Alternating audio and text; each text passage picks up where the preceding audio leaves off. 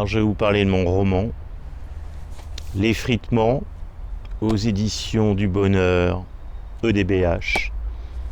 Évidemment, vous avez compris la petite allusion à Proust. Alors, L'effritement aux éditions du Bonheur. Je vais d'abord vous parler de moi, pour vous dire un peu comment j'ai construit ce livre. Alors, depuis ma tendre enfance, j'adore observer le monde, regarder le monde. Je suis fasciné par le fait de regarder le monde. Et j'ai une attirance pour la contemplation. Alors déjà, quand j'étais jeune, j'allais avec mon frère au club de tennis, lui jouait et moi je regardais. Donc je les regardais jouer sur la terre battue rouge, jouer, être en mouvement, faire appel à leur force physique, avoir ce visage marqué, heureux, triste. Tout se voyait pour moi, je voyais tout.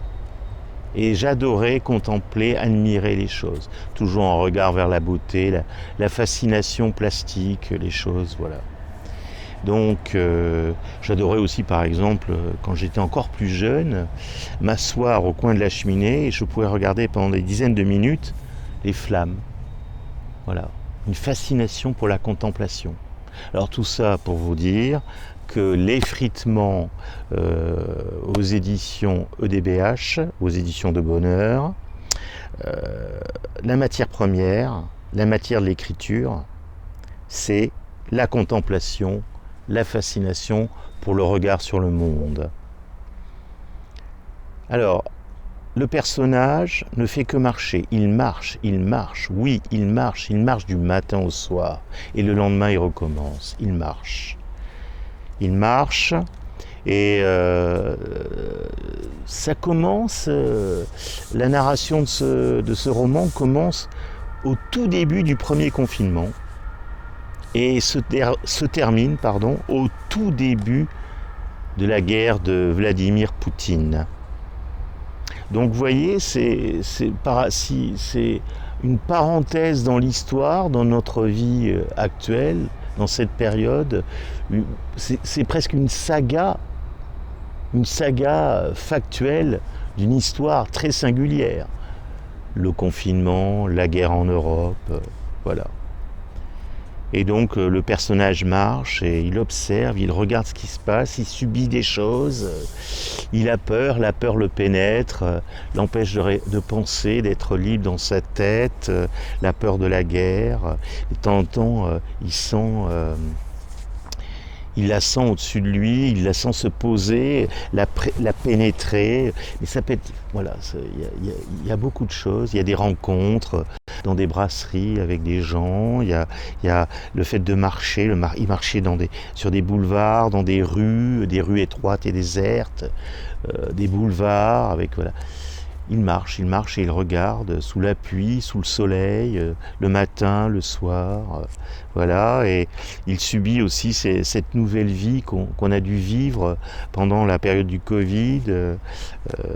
Il y a énormément de choses, mais je ne vais pas rentrer dans les détails. Voilà. Mais l'idée, c'était d'écrire un roman, un livre original. L'idée, c'était de tirer un fil sur l'histoire des romans, l'histoire de l'écriture, un fil qui permet... J'ai essayé de faire quelque chose de très singulier, très original. Un homme qui marche. Il ne se passe rien dans ce livre. Si, il se passe beaucoup, énormément de choses. Voilà, c'est ça.